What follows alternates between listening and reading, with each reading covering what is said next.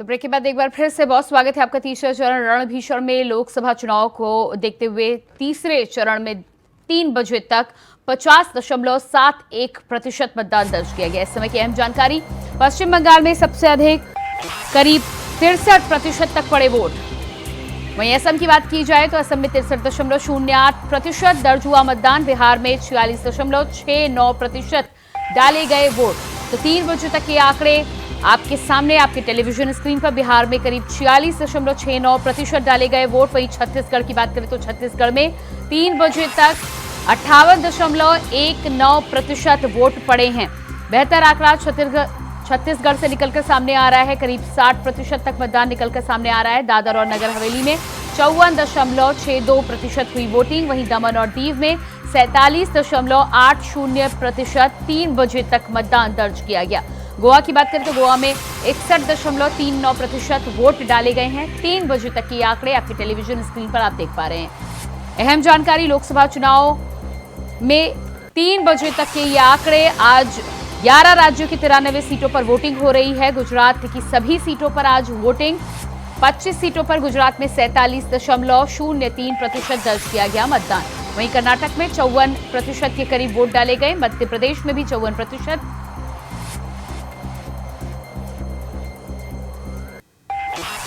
और इसी बीच उत्तर प्रदेश की अगर बात करें तो उत्तर प्रदेश के अलग अलग जिलों में जिस तरह से वोटिंग दर्ज की गई है, आगरा में करीब 43%, तो वहीं आंवला में 46% वोटिंग दर्ज की गई है। उत्तर प्रदेश में अभी तक की बात करें तो कुल 50% के करीब मतदान दर्ज किया गया है, जिसमें अलग अलग सीटों से अलग अलग प्रतिशत निकलकर सामने आ रहा है। उत्तर प्रदेश की 10 सीटों पर आज मतदान हो रहा है। फतेहपुर सीकरी में 46% के करीब वोटिंग 3 बजे तक दर्ज की गई है। तो वहीं फिरोजाबाद में 47.80% मतदान दर्ज किया गया।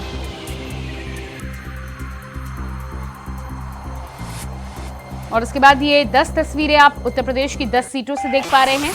आगरा की सीट, बदायूं, बरेली, फतेहपुर सीकरी और हाथरस, ये 5 सीटें उत्तर प्रदेश की जहां आज मतदान पड़ रहा है। इसके अलावा फिरोजाबाद, संभल और मैनपुरी में जिस तरह से डिंपल यादव चुनावी मैदान में हैं, हॉट सीट बनी हुई है आज की 10 सीटों की बात की जाए। और इसके अलावा आपको जानकारी देते कि डिंपल यादव चुनावी दौरे पर भी निकली हैं। 3 बजे के बाद जिस तरह से मत प्रतिशत निकलकर सामने आया है, मैनपुरी, हाथरस, बदायूं और सबसे कम मत प्रतिशत की बात की जाए तो आगरा में अब तक 43% मतदान दर्ज किया गया है। ये 10 सीटों की तस्वीरें उत्तर प्रदेश से।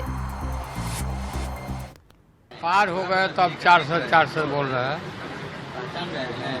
चलेगा, पार हो गए वो। हाँ, जंगल राजा हो जाएगा, भड़का रहे हैं। डर के मारे इतना डर गए हैं कि भड़का रहे। आरक्षण के पक्षधर है ना, वो तो संविधान को ख़त्म करना चाहते हैं, लोकतंत्र को ख़त्म करना चाहते हैं। ये इस बात को जनता के जहन में शायद बात आ गई है तो इस तरह की बात बदल रही है। खुशी हुई है कि मैं आज दिल्ली से यहाँ आया हूँ वोटिंग करने के लिए, और मैं ये कहना चाहूँगा कि आज देश के अनेकों भागों में जो है एक पर्व जैसा माहौल है, और इसको हमें ध्यान रखना चाहिए कि वोटिंग हमारा अधिकार है। और जब हम वोट नहीं करते हैं तो उस वक्त ऐसे लोग चुनकर आ जाते हैं जो देश को कमज़ोर भी कर सकते हैं। तो इसलिए ज़्यादा से ज़्यादा संख्या में लोगों को आना चाहिए और वोट करना चाहिए। मैं ये भी कहना चाहूँगा कि अक्सर लोग वोटिंग के दिन को छुट्टी का दिन समझ लेते हैं। ये छुट्टी का दिन नहीं, ये ड्यूटी का दिन है। और जैसा मैंने कहा कि ज़्यादा से ज़्यादा लोगों को वोट करने के लिए आना चाहिए, और देश को एक मजबूत सरकार देने की ज़रूरत है। मैं समझता हूं कि लोगों ने इस बात को समझा है, और जिस तरीके से मैं यहाँ देख रहा हूं वोटिंग करने में जो लोगों का उत्साह है, मैं समझता हूं कि गुजरात के लोग तो खैर बहुत जागरूक हैं ही, लेकिन देश के और भागों में भी लोग, मैंने देखा एक जागरूकता बढ़ी है और बड़ी जोर शोर से वोटिंग चल रही है।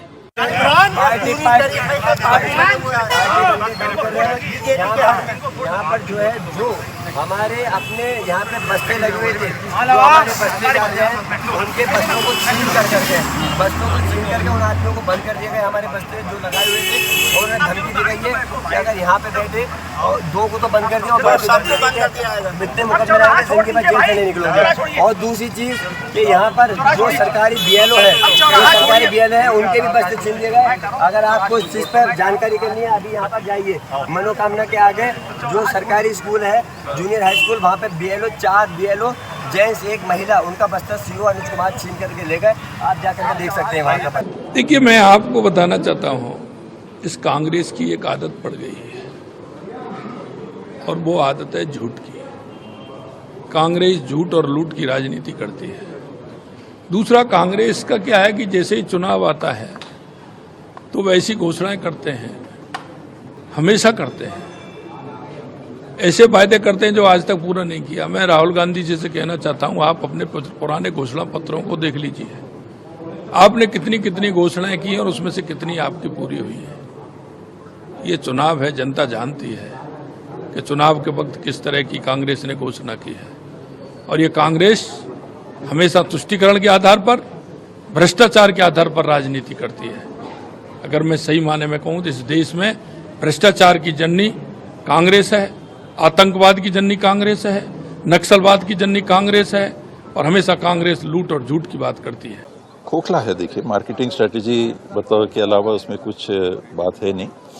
और जब उनने महसूस किया कि लोग अब उसको हल्की भाषा में फेंकने वाली बात पे ले जा रहे हैं कि ये ऐसे ही बोल रहे हैं, अब उनने बंद भी कर दिया। अब वो 370 भाजपा लाएगी, कश्मीर में 370 लागू किया, अब 370 सीट लाएगी, अब बात नहीं आ रही। खुद ही उनने आकलन कर लिया है कि वो स्थिति नहीं है। राधिका ने खुद एक गलती की, एक व्यवस्था की गलती की कि जब हमारे देश के मीडिया अध्यक्ष आ रहे थे तो उनके कार्यक्रमों को गुपचुप तरीके से व्यक्तिगत तौर पे जाके सारे मीडिया हाउसेज में टाइम वाइम तय कर लिया। तो प्रदेश के जो पदाधिकारी हैं, जब उनको ये पता चला, मीडिया वालों ने कहा कि आप लोग तो बताए नहीं, ऐसा कुछ है कि आ रहे हैं क्या? कोई आई थी, वो कह रही है कि उनका कार्यक्रम है, आपके यहाँ आएंगे मिलने के लिए। उस पर इन लोगों ने कहा कि हम लोग को लेके चलते, हम लोग भी जाते, आप कोऑर्डिनेटर हैं, AICC से आए हैं, ठीक है, तो कम से कम हम लोग के भी संबंध मीडिया से हैं, वो बने रहने चाहिए कि यहाँ अगर हमारे बॉस आ रहे हैं तो बॉस के कार्यक्रम के लिए हम भी तो जाके बात करें मीडिया हाउस से, हमारे भी संबंध बने रहते हैं। वरना लगता है कि इनकी तो कोई वक्त नहीं है। देखिए, मतदान तो तेजी से चल रहा है और किसी जगह इस प्रकार की घटना के अभी तक मुझे जानकारी नहीं है। मैं भी मतदान करने जा रहा हूँ गाँव पूरे परिवार के साथ। देखिए, जनता है वो महंगाई और बेरोजगारी से बेहद त्रस्त है और भारतीय जनता पार्टी के पास इसके पास कोई समाधान नहीं। 10 साल में और किसानों के, मजदूरों के, महिलाओं के समस्याएं बढ़ी है, युवाओं की समस्या बढ़ी है और इसलिए लोग हैं। अब जो कांग्रेस की घोषणा पत्र है, जो न्याय पत्र है, उस पर लोगों को विश्वास बढ़ा है। चाहे नारी न्याय की बात हो, युवा न्याय की बात हो, किसान न्याय की बात हो, भागीदारी न्याय है, इन सब जो न्याय राहुल जी ने दिया है उस पे लोगों को भरोसा है। सबसे पहले तो फर्स्ट टाइम वोटर्स जो हमारे हैं और उसके अलावा जितने भी हमारे देशवासी हैं, जहाँ जहाँ, ना ही भरूच में और गुजरात में, पर ऐसी बहुत और जगह जहाँ पे आज चुनाव हो रहे हैं, कि अपने वोट का अधिकार इस्तेमाल करिए। ये सबसे बड़ा अधिकार लोकतंत्र में हमें मिला है और आज एक बहुत बड़ी लड़ाई हम लड़ रहे हैं। हमने देख लिया है 10 वर्ष भाजपा की सरकार को और ट्रेलर जो आपने देखा है, हम नहीं चाहते कि ये आगे जाके और इस तरीके से एक तानाशाही की सरकार चले। तो मैं अपील करूंगी कि भावुक ना होना और देखना कि आप लोगों के घरों की स्थिति क्या है, आप लोगों के बच्चों की स्थिति क्या है, आप नौजवानों की स्थिति क्या है, महिलाएं किस तरीके से घर चला रही हैं, किसानों के किस तरीके से लोन माफ़ी नहीं हो रहे हैं, मिडिल क्लास को टैक्स कितना भरना पड़ रहा है। तो ये सब देखकर आप लोग बिना भावुक होए और अपनी आर्थिक स्थिति को देखकर, देश के हालात को देखकर अपने वोट का अधिकार प्रयोग करें। पार हो गए तो अब 400 बोल रहे हैं, चलेगा, पार हो गए, जंगल राजा हो जाएगा, भड़का रहे हैं, डर। और कई चुनाव हम लोगों ने गर्मियों में वोट डाले हैं। बीजेपी वालों को इस बात की भी सजा मिलनी चाहिए, हालांकि वो कहेंगे कि इलेक्शन कमीशन का फैसला है, लेकिन बीजेपी वाले जानबूझकर के गर्मी में वोट डलवाते हैं आपको तकलीफ पहुंचाने के लिए। हम लोग तो मेहनत करते हैं। हाँ, इनको जाना है अपने बूथों को राउंड करने। तो ये जो गर्मियों में वोट पड़ रहा है, ये 1 महीने पहले भी वोट पड़ सकता है। मैं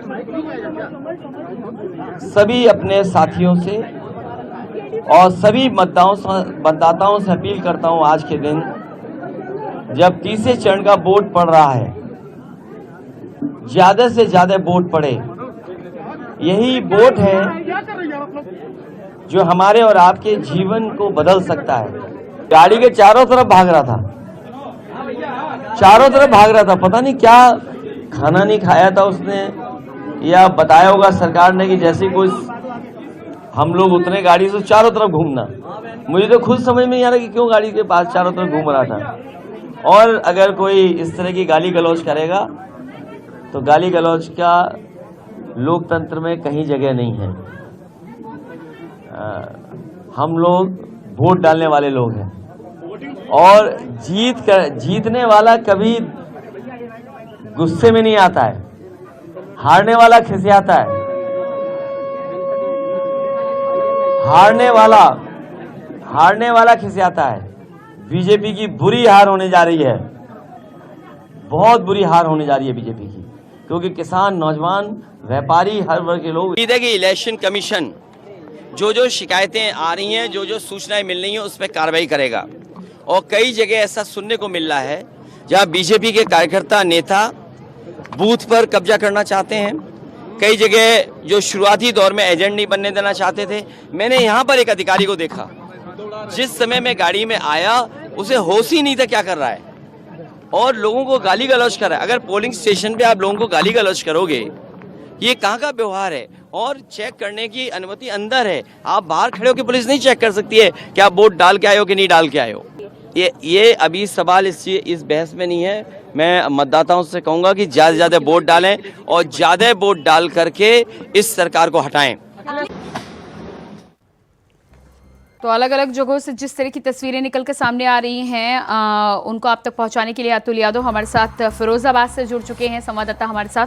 इसके अलावा सतीश सिंह हमारे साथ संबल से बने हुए हैं और श्रीकांत दास हमारे साथ दुर्ग से जुड़ चुके हैं।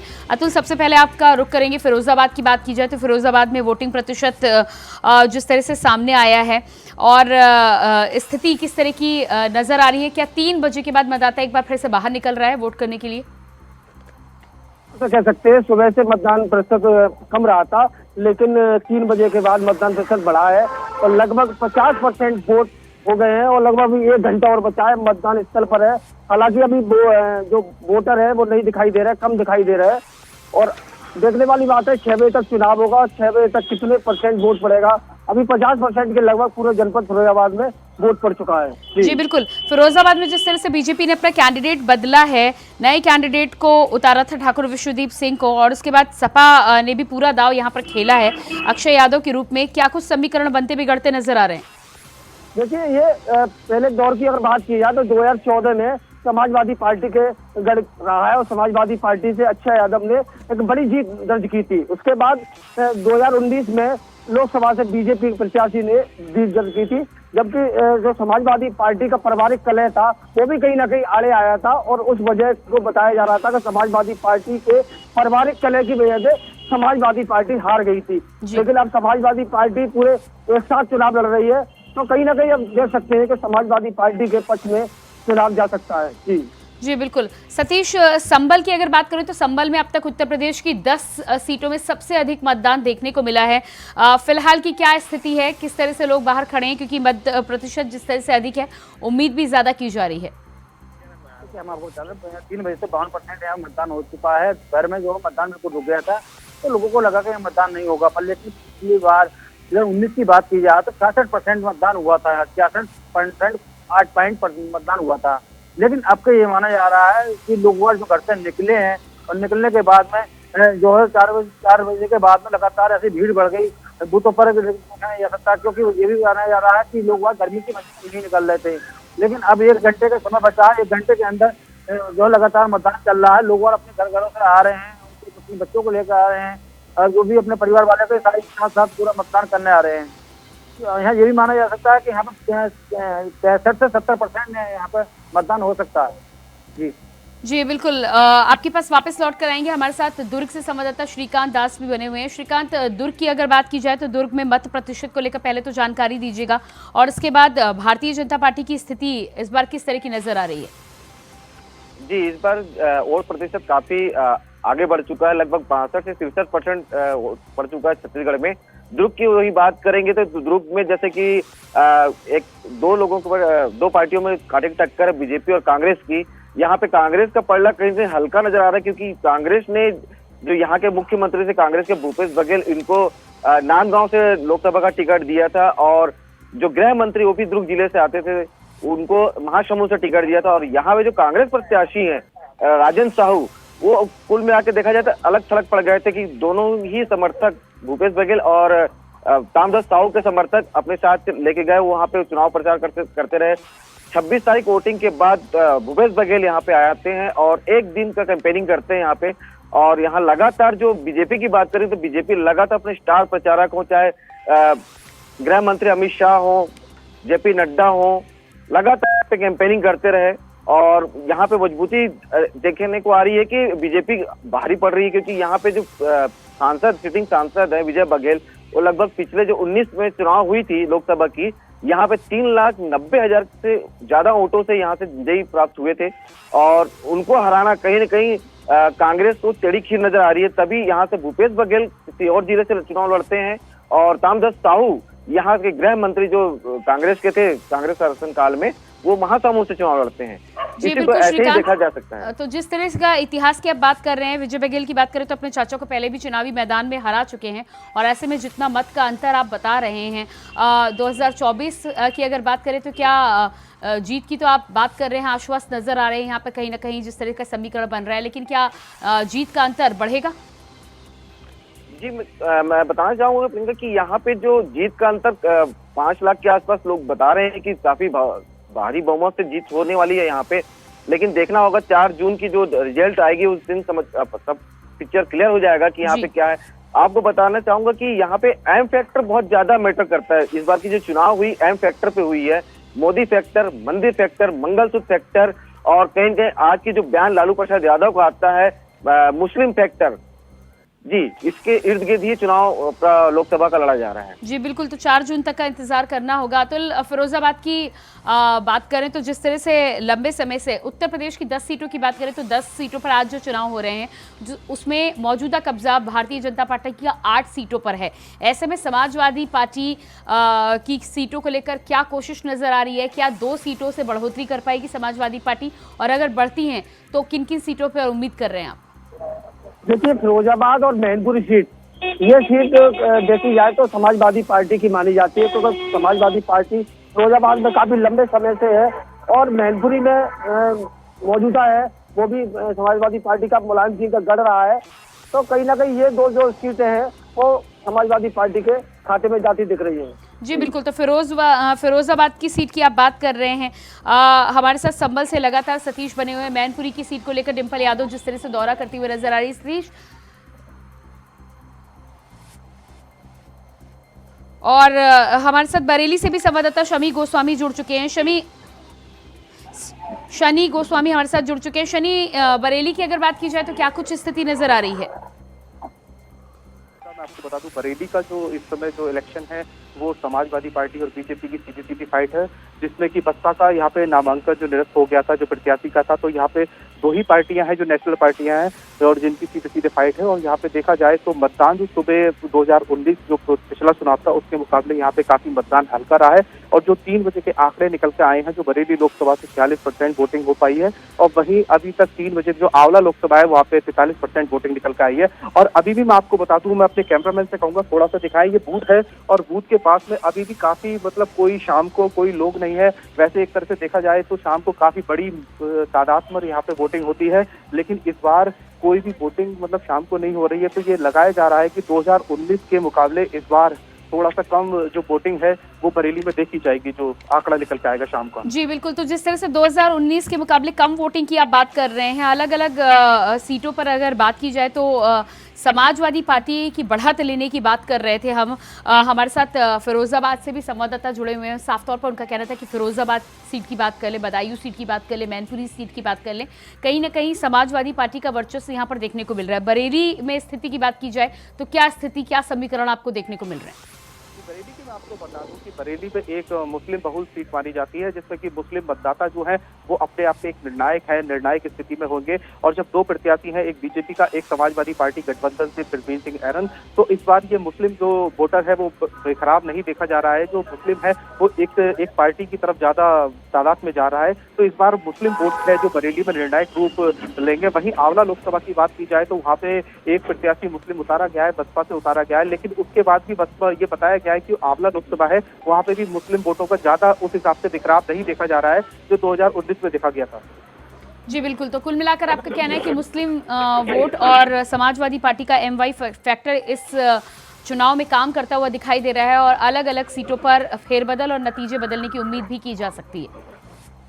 जी बिल्कुल, जैसे कि अभी ये देखा गया है जो ऑथेंटिक जो आंकड़े निकल के आए हैं, जो सरकारी आंकड़े निकल के आए हैं, उस हिसाब से देखा जाए तो बरेली में इस बार वोटिंग पिछली बार के मुकाबले काफी कम हो रही है। और ये कम वोटिंग भी एक बार को जो सरकार है उसके खिलाफ में भी देखी जा सकती है, क्योंकि आपको बता दें जो 2 चरण पहले हो चुके हैं वहाँ पे वोटिंग काफी कम रही है, जिसको लेकर बीजेपी के जो नेता है उनके काफी दिमाग में टेंशन भी रही थी, क्योंकि उन्होंने देखा था, उन्होंने काफी वोटिंग बढ़ाने के लिए जो यहाँ के DM थे, जो यहाँ के CDO थे, उन्होंने लगातार यहाँ पे कार्यक्रम लगाए थे। यहाँ तक कि बरेली एक ऐप भी डाउनलोड करी थी जिससे कि लोगों को पता चले कि किस बूथ पे कितनी भीड़ है, लेकिन उसका पूरा असर उतना होता हुआ दिखाई नहीं दे रहा। और जो मतदाता है वो पहले के मुकाबले यहाँ पे कम निकल के मतदान करने आया।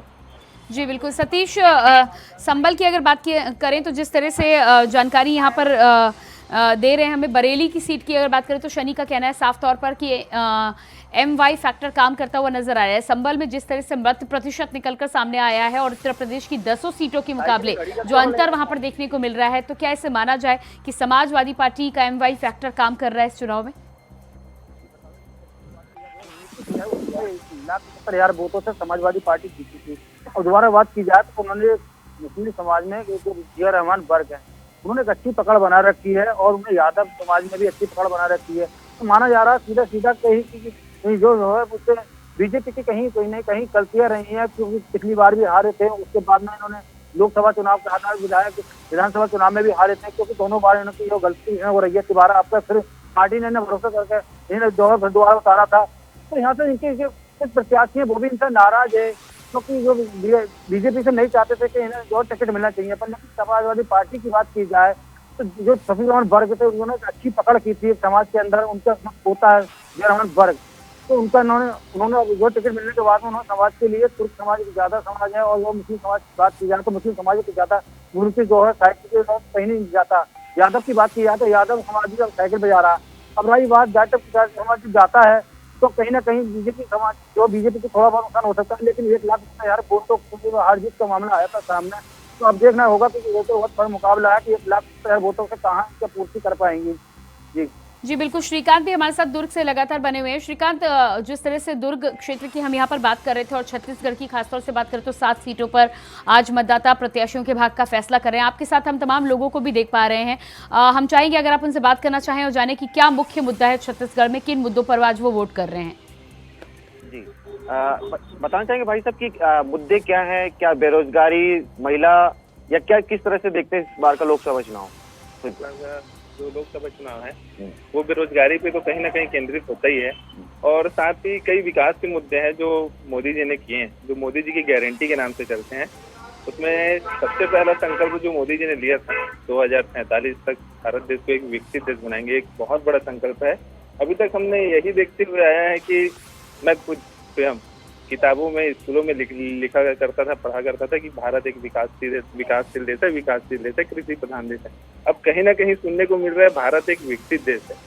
विकसित देश मतलब सभी प्रकार की सुविधाएं हम लोग को इंडिया ही में, भारत में ही मिलने वाली है, ये मोदी की गारंटी है।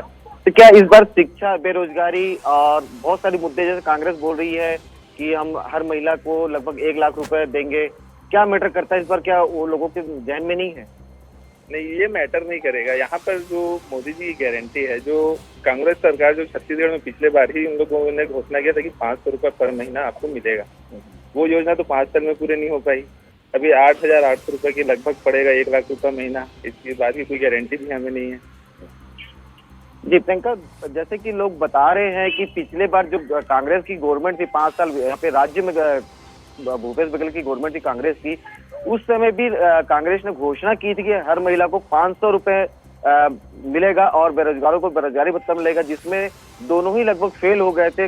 महिलाओं को तो बिल्कुल ही नहीं मिला था, इसमें कोई भी भागीदारी, उनको 500 रुपए नहीं मिले थे लास्ट 5 साल गुजरने के बाद भी। तो लोगों का यहाँ पे साफ तौर पे कहना है कि जब पिछले बार जब राज्य शासन यहाँ पे थी तो वो 500 रुपए नहीं दे सकी, तो वो 8,000 से ऊपर कैसे प्रत्येक महिलाओं को दे पाएगी। जी बिल्कुल श्रीकांत, आप बने रहिएगा हमारे साथ अतुल यादव फिरोजाबाद से भी बने हैं, सतीश संबल से हमारे साथ बने हैं और शनि गोस्वामी लगातार हमारे साथ बरेली से बने हुए हैं। आप सभी बने रहिएगा हमारे साथ, तो पल पल की अपडेट अपने दर्शकों तक पहुंचाएंगे और ताज़ा हाल क्या कुछ है, किस तरह से मतदाता बाहर निकल रहे हैं, ये जानकारी पहुंचाएंगे। लेकिन फिलहाल रुकते एक छोटे से ब्रेक के लिए। देखो, यही तो बात प्रधानमंत्री जी कह रहे हैं कि इंडी गठबंधन से जुड़े हुए जो दल हैं, कांग्रेस हो, आरजेडी हो, समाजवादी पार्टी हो, ये ओबीसी के आरक्षण पर, अनुसूचित जाति जनजाति के आरक्षण पर सेंध लगाने का प्रयास करेंगे। इनका मैनिफेस्टो इस बात का उल्लेख करता है, यूपीए सरकार जब सत्ता में थी, कांग्रेस नेतृत्व की यूपीए सरकार, आरजेडी और समाजवादी पार्टी दोनों उसके घटक थे। उस समय इन लोगों ने रंगनाथ मिश्रा कमेटी और सच्चर कमेटी गठित की थी। रंगनाथ मिश्रा कमेटी ने इस बात का उल्लेख किया था कि 15%, 27 में से 6% आरक्षण मुसलमानों को देना चाहिए, जिसका भारतीय जनता पार्टी ने उस समय पुरजोर विरोध किया था। उन्होंने कहा था धर्म के आधार पर आरक्षण नहीं हो सकता। फिर सच्चर कमेटी गठित करके इन लोगों ने अनुसूचित जाति और जनजाति के साथ आरक्षण में सेंध लगाने का कुत्सित प्रयास किया था। इसके लिए इन लोगों ने मुस्लिमों की कुछ जातियों को अनुसूचित जाति और जनजाति में शामिल करने का प्रयास किया। भारतीय जनता पार्टी ने भी इसका विरोध किया था, क्योंकि बाबा साहब भीमराव अंबेडकर धर्म के आधार पर आरक्षण के विरोधी थे।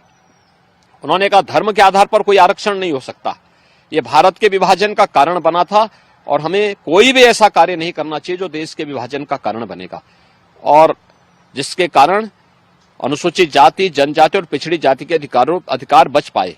लेकिन कांग्रेस को, समाजवादी पार्टी, आरजेडी को जब भी अवसर मिलेगा, ये अनुसूचित जाति, जनजाति और पिछड़ी जाति के आरक्षण के अधिकार में सेंध लगा करके इन्हें जबरन अल्पसंख्यकों को देने का कुत्सित प्रयास। देखिए, भारत के विभाजन की आधारशिला इनके द्वारा रखी जा रही है, जिसको मतदाताओं को, जिस पर अपना जवाब देना चाहिए और इनको पुरजोर, इनको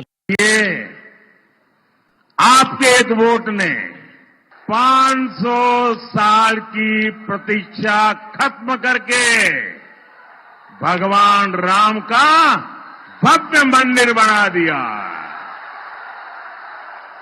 तो बोलिए जय श्री राम, जय जय श्री राम। और साथियों, ये तो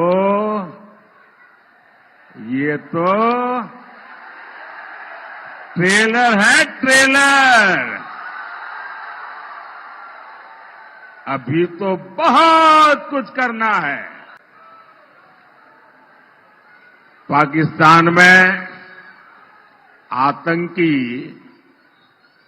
भारत के खिलाफ जिहाद की धमकी दे रहे हैं, और यहां के कांग्रेस के लोगों ने भी घोषणा कर दी है, मोदी के खिलाफ वोट जिहाद करो।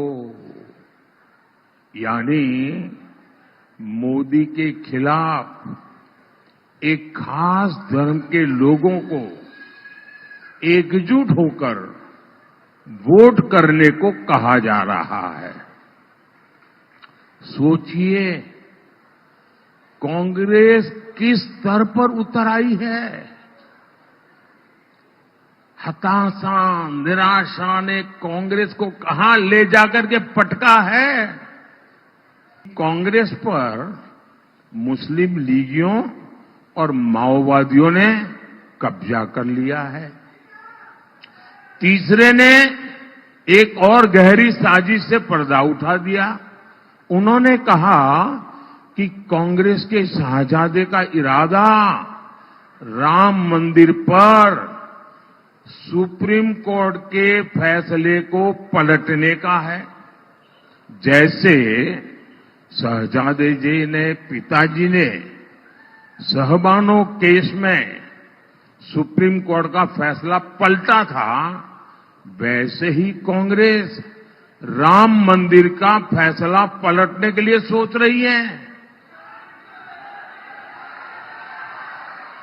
चौथे व्यक्ति ने तो ये भी सनसनीखेज खुलासा किया है, कहा कि ये लोग पिछले 2 साल से एक बड़ी साजिश में जुटे हैं।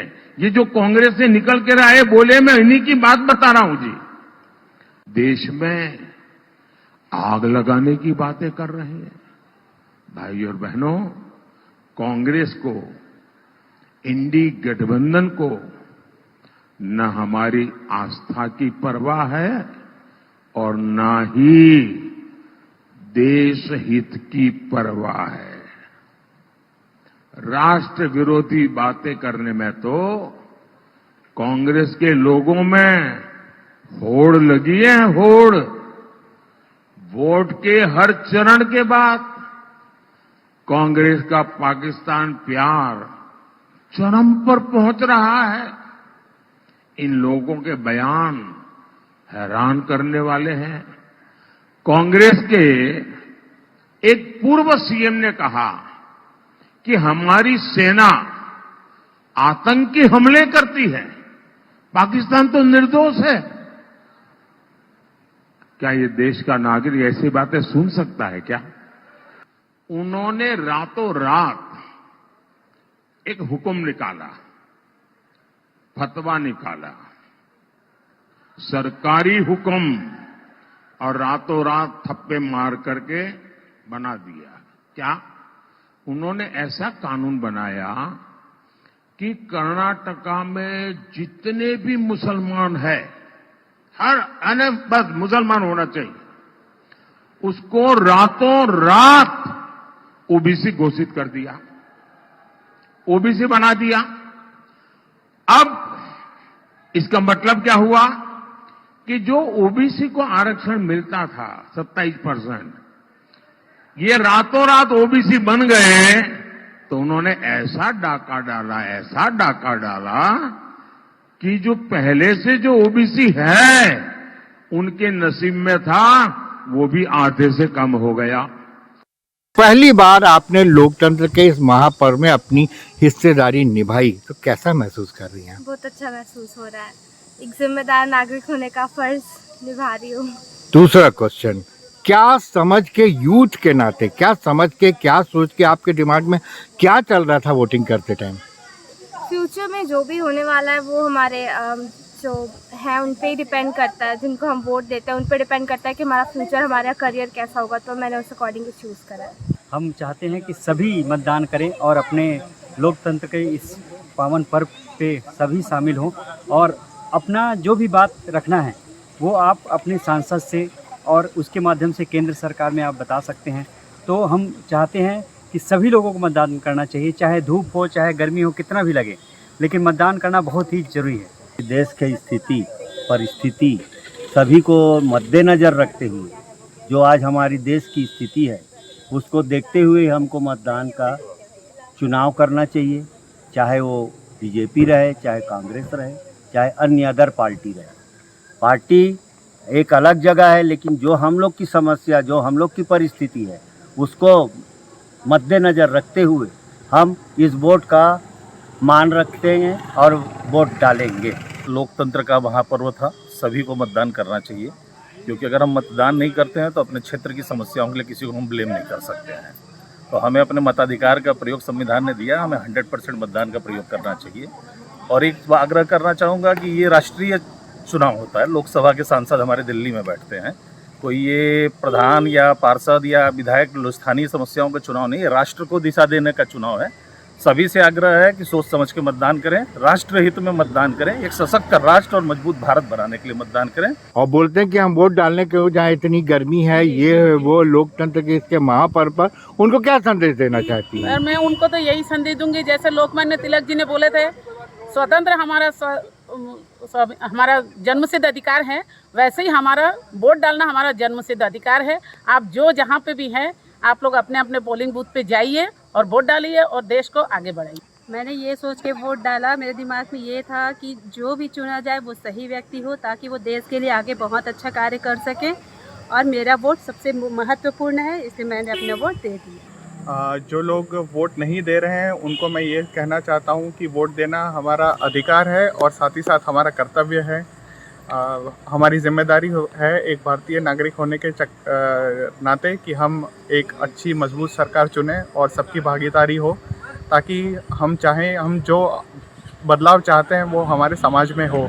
कि जब हम ये बोलते हैं कि महिलाओं के लिए इक्वल सारे अधिकार मिलने चाहिए, इक्वल पे होनी चाहिए, सारे प्लेटफॉर्म्स पे इक्वालिटी होनी चाहिए, और फिर हम ये बोल दें कि नहीं महिला है तो घर में ही रहें, वोट ना दें, तो वो एक बहुत ही गलत चीज़ हो जाती है। बिकॉज अगर हम चाहते हैं कि हमारे लिए कोई बदलाव आए तो हमें उस जो भी कैंडिडेट उस सोच को आगे बढ़ा रहा है उनको सपोर्ट करना चाहिए, और हमारी ये जिम्मेदारी बनती है कि हम जाके उन्हें वोट दें ताकि वो जीत के आएँ और हमारे हिसाब से वो चेंजेस ला सके सोसाइटी। ये हमारे कोरबा लोकसभा क्षेत्र में जो कोरबा विधानसभा है, इसमें सभी बूथ में महिलाएं ही कार्य कर रही हैं और दल के साथ वो आई हुई हैं। पूरी कोरबा विधानसभा महिलाओं ने ठान लिया है अपना लोकसभा चुनाव के लिए।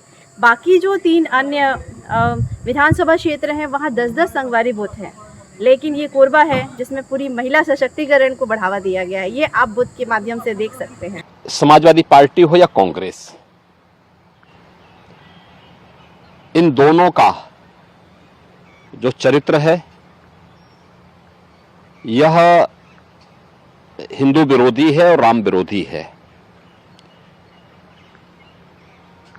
जाकी रही भावना जैसी, प्रभु मूरत देखी तिन तैसी। ये राम भक्तों पर गोली चलाने वाले लोग हैं, राम के अस्तित्व को नकारने वाले लोग हैं, मर्यादा पुरुषोत्तम प्रभु श्री राम की ईश्वरीय सत्ता को चुनौती देने वाले लोग ये लोग हैं। तो इनसे ये उम्मीद करना कि ये भारत की आस्था का सम्मान कर सके,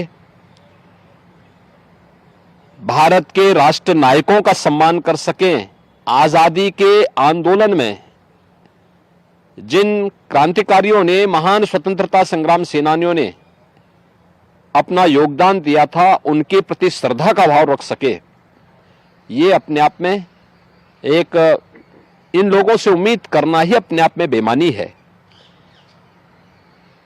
रामगोपाल यादव का जो बयान है ये समाजवादी पार्टी और कांग्रेस के साथ साथ इंडी गठबंधन की वास्तविकता को प्रदर्शित करता है और ये दिखाता है कि न केवल वोट बैंक के लिए ये लोग भारत की आस्था के साथ खिलवाड़ कर रहे हैं, बल्कि प्रभु श्री राम की ईश्वरीय सत्ता को चुनौती देने का काम कर रहे हैं। और इतिहास गवाह है, जिसने भी ईश्वरीय सत्ता को चुनौती दी है उसकी दुर्गति हुई है। ये लोग तो हमेशा से ही अयोध्या में से राम मंदिर का विरोध करते रहे हैं। कांग्रेस हो, सपा हो, आरजेडी हो, डीएमके हो, ये सभी, नेशनल कॉन्फ्रेंस हो, ये सभी एक ही थैली के चट्टे बट्टे हैं, जिनकी भावनाएं हिंदुओं के विरोध में जाती हैं, भारत की आस्था के विरोध में जाती हैं, जिनका चरित्र तुष्टीकरण की नीति को पोषक करने वाला आतंकवाद समर्थक और मर्यादा पुरुषोत्तम प्रभु श्री राम के आदर्शों के विपरीत जो लोग सदैव आचरण करते रहे हैं, ऐसे लोगों से इससे ज्यादा उम्मीद नहीं की जा सकती है।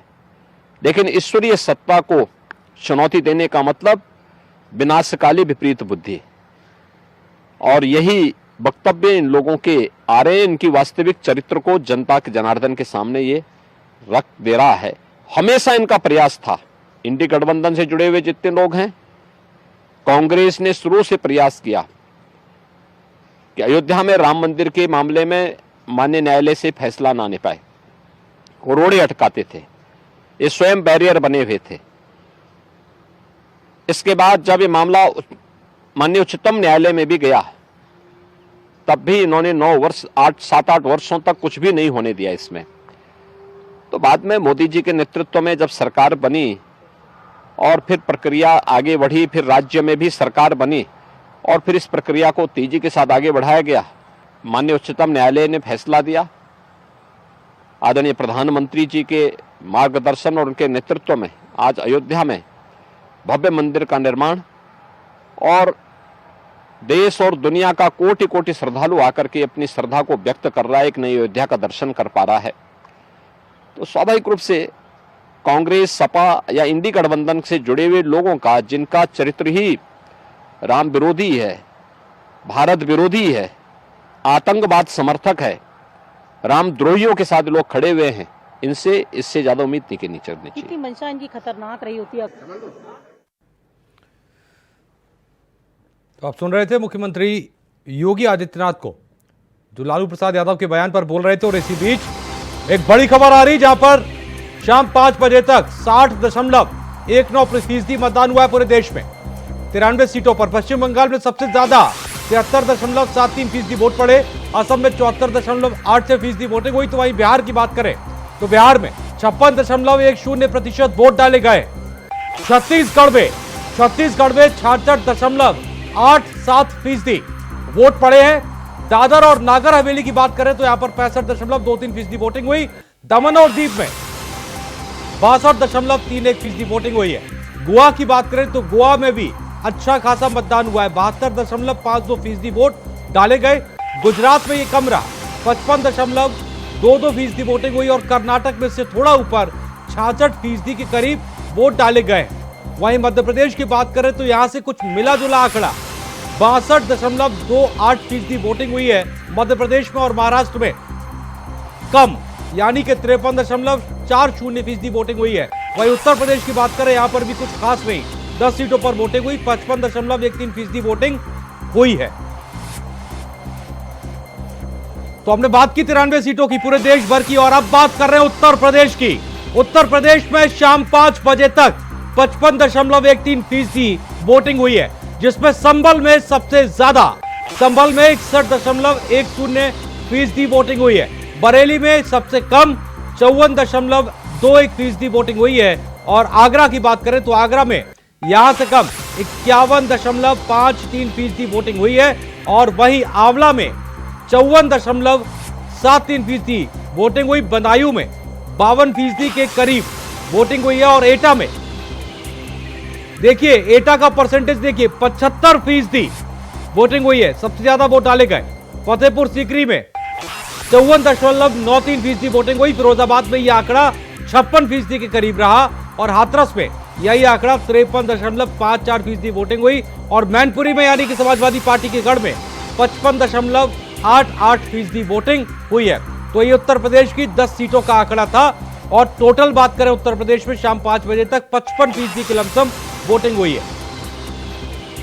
तो ये 10 बड़ी सीट थी, जहां पर आज का तीसरे चरण का रण जो था बेहद भीषण था। चलेगा पार, जंगल राजा हो जाए, भड़का रहे हैं। डर के मारे इतना डर गए हैं कि भड़का रहे। आरक्षण के पक्षधर है ना, वो तो संविधान को खत्म करना चाहते हैं। पर जहां पर वोटिंग हुई और 55% के करीब उत्तर प्रदेश में 10 सीटों पर वोटिंग हुई है, जिसमें कई लोकसभा सीटों पर अच्छी खासी वोटिंग हुई और कई पर जो है वो एक एवरेज कहा जाएगा और कहीं बिल्कुल कम।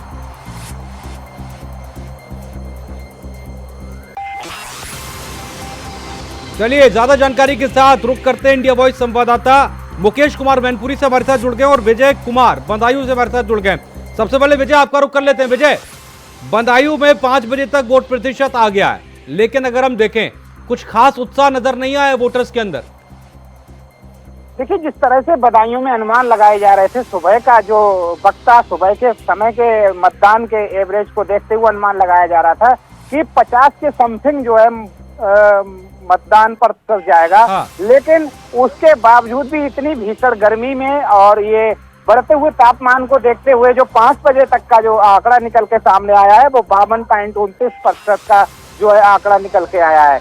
अभी देखना है कि 6 बजे तक लगभग अनुमान लगाया जा रहा था कि 60% मतदान 3 बजे जो आंकड़े आए थे उनके बाद 60% मतदान पहुंच जाएगा, लेकिन मतदान 60% नहीं पहुंच पाएगा। बिल्कुल, जाहिर सी बात है, जो फिलहाल आंकड़ा नजर आ रहा है उससे तो यही दिखता है। मुकेश हमारे साथ जुड़ गए मैनपुरी से।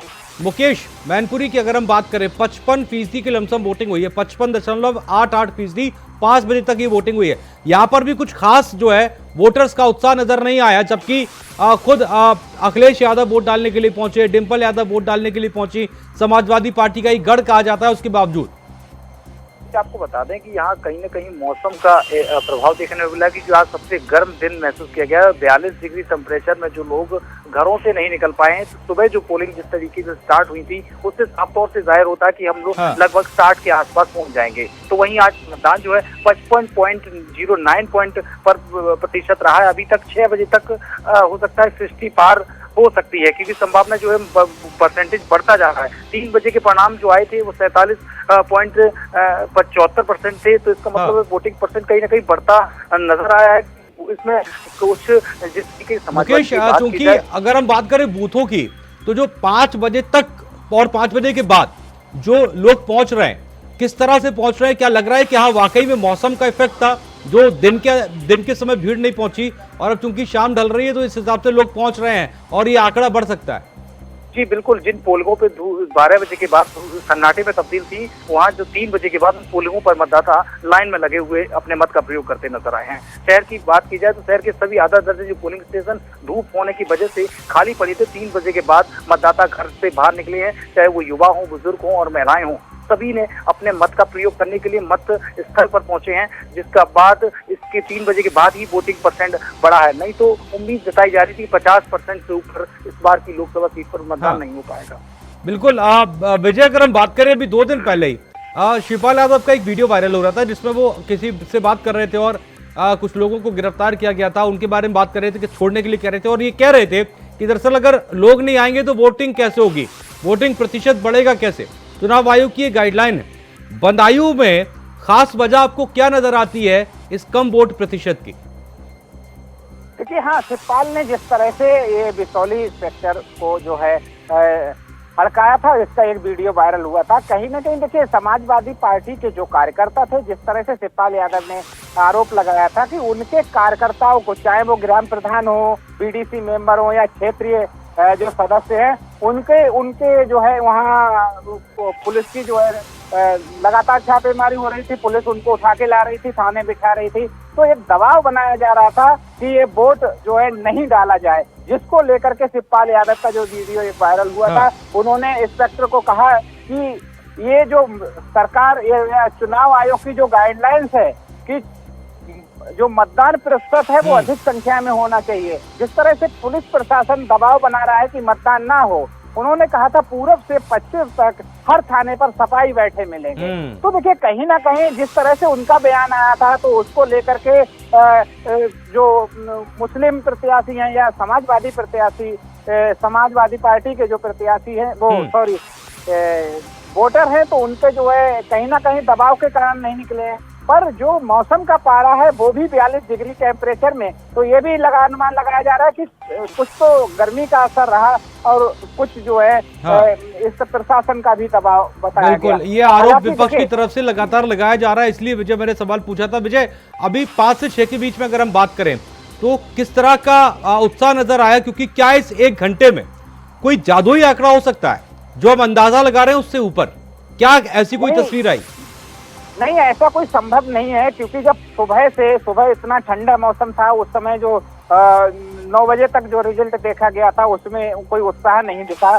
तो उसके बाद अब संभव नहीं है, क्योंकि शायद जो सभी पोलिंग जो पार्टियां हैं, पोलिंग बूथ है, तो वो पोलिंग पार्टियां बिल्कुल शांत बैठी हैं। इक्का दुक्का जो लोग हैं वही बूथ पर पहुंच रहे हैं। तो इससे तो ज्यादा में अधिक से अधिक अगर खिंच गया तो 55% तक बदायूं में पहुंच सकता है, इससे अधिक नहीं होगा।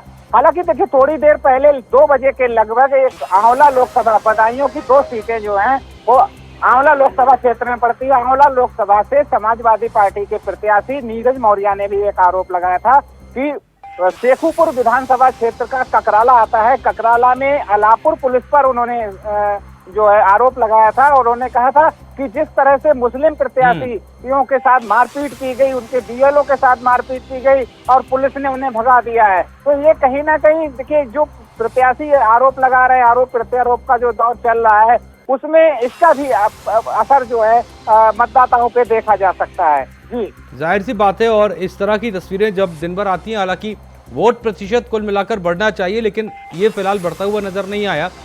मुकेश, आपसे वही सवाल मैं करना चाहता हूं। मैनपुरी की बात करें, अभी 55% के लमसम वोटिंग हुई है, 55.88% ये आंकड़ा है। इस बीच इस समय की अगर हम बात करें 6 बजे तक चूंकि वोटिंग होनी है, क्या मैनपुरी का कोई जादुई आंकड़ा पहुंच सकता है या फिर अभी उम्मीद नजर नहीं आ रही है? और अंदाजा आपका क्या कह रहा है कि अगर 6 बजे तक जो वोटिंग होगी वो क्या कहां तक पहुंचेगा आंकड़ा? 6 बजे तक वोटिंग होनी है, ये तो निर्धारित समय है, सीमा रखी गई है। मगर मौसम की बात की जाए और ग्रामीण अंचलों में अब लोग घरों से निकलना शुरू हो गए हैं। वोटिंग की बात की जाए तो लगभग 60% की उम्मीद जताई जा सकती है, क्योंकि अभी एक राउंड होना बाकी है, क्योंकि अभी 6 बजे तक मतदान होगा। तो जिस पर पूरी पोलिंगों पर जो जहां बिल्कुल धूप के चलते सन्नाटा था, वहां चहल पहल शुरू हुई है, लोग घर से निकलना शुरू हुए हैं और वोटिंग परसेंट और कार्यकर्ताओं को रुझाने के लिए डिम्पल यादव भी दौरे पर निकली हैं। डिम्पल यादव ने भी कई तरीके के विपक्षी भारतीय जनता पार्टी के लोगों पर आरोप लगाए हैं कि छोटी छोटी घटनाओं को लेकर मतदाताओं को परेशान किया जा रहा है और लोकतंत्र में मतदाताओं को अगर रोका जाएगा तो उसका वोटिंग परसेंट कम होना संभावित है। और इसी का कारण भी जो घटनाएं हुई हैं, छोटी मोटी या किसी विधानसभा में हो, करेल में हो, जहां उनके बस्ते फेंक दिए गए हैं, इन चीजों पर भी कार्यकर्ताओं में थोड़ा भय व्याप्त है। बिल्कुल। अब मुकेश, इसके साथ ही साथ अगर हम चुनाव आयोग की तैयारियों की बात करें, आज कई जगह से शिकायतें आती रही ईवीएम खराब की। आप मैनपुरी में किस तरह का रहा सुबह से जब वोटिंग शुरू हुई उसके बाद से अभी तक का? अभी हालांकि एक छपट्टी जो हमारे यहाँ एक पोलिंग बूथ है, वहाँ ईवीएम खराब हुआ था लगभग 8:30 बजे और लगभग 1 घंटे तक वहाँ बाधित रही वोटिंग। उसके बाद जैसे ही प्रशासन के कंट्रोल रूम पर सूचना गई, उसके बाद वहाँ एडिशनल एसपी और अब एडीएम ने मौके पर पहुंचकर ईवीएम को शुरू कराया और जितनी लंबी लाइन लगी थी वहाँ मतदाताओं को उस तरीके से स्पीड से वहाँ वोटिंग कराई गई है। जो दूसरा राउंड खुलकर आया था उसमें वोटिंग परसेंट उनका प्लस होकर आया और लोगों ने और दूसरी कई जगह से पूरी लोकसभा क्षेत्र की बात की जाए मैनपुरी की, चाहे जसवंत नगर हो, हो, बोगांव हो, करेल हो, जितनी 4-5 विधानसभाओं में कहीं ईवीएम खराब होने की कोई शिकायत नहीं आई है। बिल्कुल, आप नजर बनाए रखिए आप दोनों लोग, और अपना खासतौर पर गर्मी का मौसम में अपना ध्यान रखिएगा, पानी खूब पीते रहिएगा और नजर बनाए रखिएगा। अपडेट आप तक हम पहुंचाते रहेंगे और आपसे लगातार अपडेट हम लेते रहेंगे। बहुत बहुत शुक्रिया आप लोग का हमारे साथ जुड़ने के लिए। तो यहां पर सबसे बड़ा सवाल ये कि अभी तक वोटिंग परसेंटेज जो आंकड़ा आया है ये कितना और बढ़ेगा, क्योंकि अभी तक जो परसेंटेज है वो उतना पर्याप्त नहीं है जितना एक आदर्श आंकड़ा माना जाता है किसी भी क्षेत्र के लिए। मतदान करिए, अभी भी जो समय है, हालांकि अब 6 बजने वाले हैं और कुछ ही समय बचा है। अगर आप लाइन में पहुंच चुके हैं तो जरूर अपने मताधिकार का इस्तेमाल करें। फिलहाल वक्त छोटे से ब्रेक का है, फौरन लौटते हैं।